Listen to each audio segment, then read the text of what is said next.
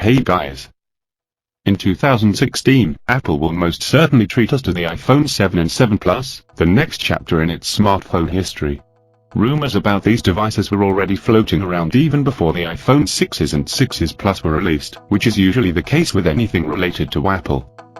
That's rather normal considering that iPhones are usually among the most popular devices on the market and are usually highly anticipated by users and everyone, actually. The device will likely feature fresh new design and certainly some additional horsepower under the hood, and hopefully, something fresh to woo us with. Without further ado, let's summarize all we know so far about next year's iPhone 7 and iPhone 7 Plus champs. Have in mind that this post will be regularly updated with the latest leaks and rumors as they become available. Fresh new design. As you are probably aware, Apple has been keeping a strict 2-year window between the redesigns of its smartphones for a long time now. Thus, we have the iPhone 6s vastly similar to the iPhone 6, the iPhone 5s mostly alike with the iPhone 5, the iPhone 4s indistinguishable from the iPhone 4, and so on. This is why we're expecting Johnny Ive & Co to spice things up in the design department a bit, while keeping the same unmistakable iPhone design language on board. While we don't know to what extent the iPhone 7 will shake things up in the design department, we are somewhat certain that the next iteration of the venerable iOS flagship won't stray away that much from the exterior looks of the 6 and 6s, 6 Plus and 6s Plus. Still, this is a wild guess at best, and we will have to wait for the first leaks and renders of the iPhone 7 to pop up before we can say whether it will succeed the iPhone 6 inches the design department or be something entirely different. Yes, we wouldn't mind it if Apple decided to come back to the 90-degree edges of the iPhone 5 and 5s era. In this day and age where most manufacturers are largely employing rounded frames, it would be a breath of fresh air. Still, we will have to wait a bit before we get our first glimpse of iPhone 7 and 7 Plus looks. As far as build materials are concerned, Apple is most likely sticking with aluminum, and judging by the iPhone 6s, that'd be Series 7000 aluminum. Have in mind that the 9 members of the Series 7000 aluminum family are touted as the strongest aluminum alloys around, which means that Apple is certainly sticking with it for now. We heard that the next crop of iPhones might come sans a home button and have the Touch ID functionality embedded inside the display, which falls in line with a certain patent application that we got hold of earlier in 2015. Well, we seem to have the technology, so a display with an embedded fingerprint scanning functionality will most certainly pop up in the coming years. Sadly, we can't say just yet whether the iPhone 7 and 7 Plus will be the first ones to do so. What's more, it is also suggested that Cupertino might finally jump on the waterproofness train and make the iPhone 7 and 7 Plus watertight. This was somewhat suggested by the abundance of silicone seals and gaskets that make the current iPhone Pro able to withstand a lengthy dunk in the water to some extent. Apart from physical evidence found in the 6s and 6s Plus, we also have a patent that allegedly reveals Apple is entertaining the idea of making its devices immune to the water element. We also heard that the iPhone 7 might not feature a 3.5mm earphone jack and instead rely on a Lightning one in order to slim down some weight. Reportedly, Apple wants to make the iPhone 7 and 7 Plus the thinnest iPhones ever. Cupertino is reportedly aiming poised to make its next devices roughly 6mm thick. As a reminder, the iPhone 6 was 6.9mm thin, while the 6s flaunts exactly 0.2mm on top. Apart from thinner footprint, the next crop of iPhones might feature thinner bezels due to the alleged nixing of in-cell touch panels. An improved version of the well-known glass-on-glass technology might be used instead. Hardware.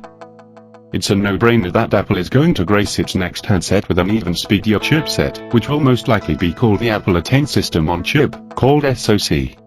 Considering that the Apple A9 chip that is currently gracing the iPhone 6s and the 6s Plus is a 64-bit performance champ, manufactured with Taiwan Semiconductor Manufacturing, called TSMC, is 16nm or Samsung's 14nm manufacturing process.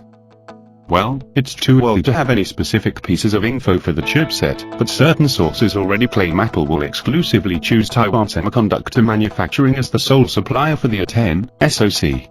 It's also rumored that it will be a 16nm FinFET A1, similar to Taiwan Semiconductor Manufacturing's A9 produce. Judging by Apple A9's performance, which is one of the very best SoCs on the scene right now, we have extremely high hopes for the A10, which will most certainly end in the top tier end of the performance spectrum. In the memory department, Cupertinians amped up the game of the 6S and the 6S Plus by throwing in some much-needed operational memory inside. In 2015, we finally got an iPhone with 2GB of RAM. Judging by the fact that Apple has been employing 1GB of RAM ever since 2012's iPhone 5, and followed this trend for 3 years, we are quite doubtful that the iPhone 7 will come with 3GB of RAM on board. This is what the Min Micro, an industry insider with a rather good track record, has been trying to instill in us, at least as far as the iPhone 7 Plus is concerned. Call us doubting Thomases, but we are not entirely convinced that such an upgrade will take place next year. Display. A flurry of rumors claims that Apple is indeed entertaining the idea of putting an active matrix organic light emitting diode display on its future iPhones, probably after 2018. Other rumors suggest the shift from LCD to active matrix organic light emitting diode might take place in 2019 at the earliest. Well, we believe that this might eventually happen, but the iPhone 7 is unlikely to come with such a display. On the contrary, Apple will likely continue to rely on IPS LCD screen panels for the time being. As far as resolution is concerned, we are yet to be chipped with info about the upcoming iPhone crop. There are two options though. Apple will either increase the resolution or not. Still, we're a bit more inclined to believe that the iPhone 7 will flaunt a 4.7-inch display with a resolution of 750 by 1334 pixels, and command a pixel density of 326p, while the larger iPhone 7 Plus will most likely arrive with a 5.5-inch, 1080-pixel screen, which brings forth a pixel density of 401p, the sharpest in Cupertino's arsenal. Indeed, these are the very same measurements that can be found in the specs sheets of the iPhone 6, 6s, 6 Plus, and 6s Plus. We are not ruling out the idea that Apple might shake things up in this regard, but due to the lack of any hearsay so far, we will take the conservative approach. There's an interesting rumor flying around, though.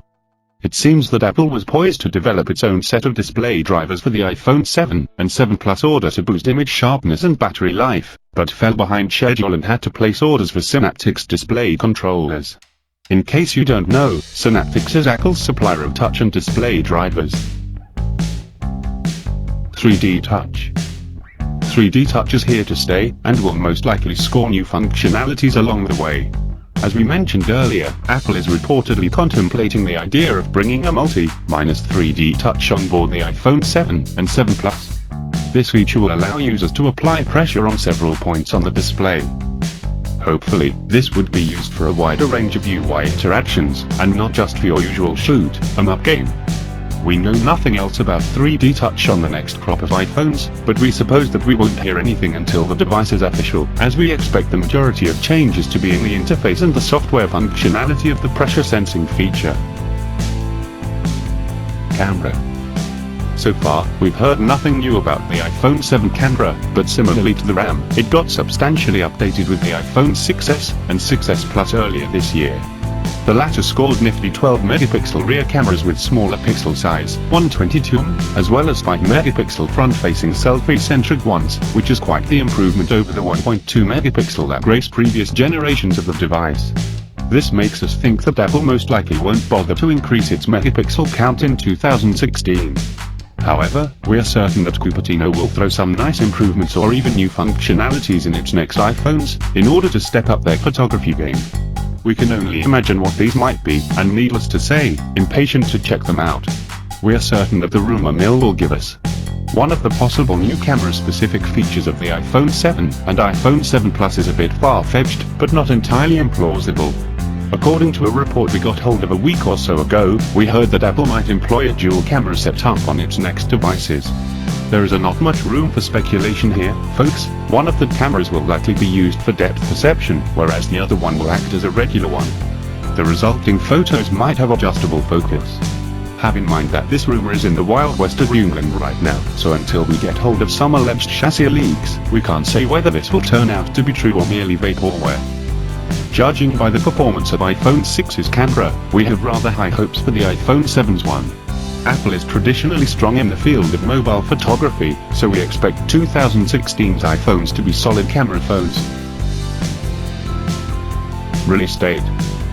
As we already told you, despite what the rumor mill is trying to persuade us, we expect the new batch of iPhones to arrive in September 2016, probably in the first 2 weeks of the month. That's the usual time window in which Apple hosts an iPhone-centric event and shows us its new gadgets. This has been Cupertino practice for the last couple of years, so we see zero reasons for Apple to break this tradition in 2016. Thank you for watching. Don't forget like,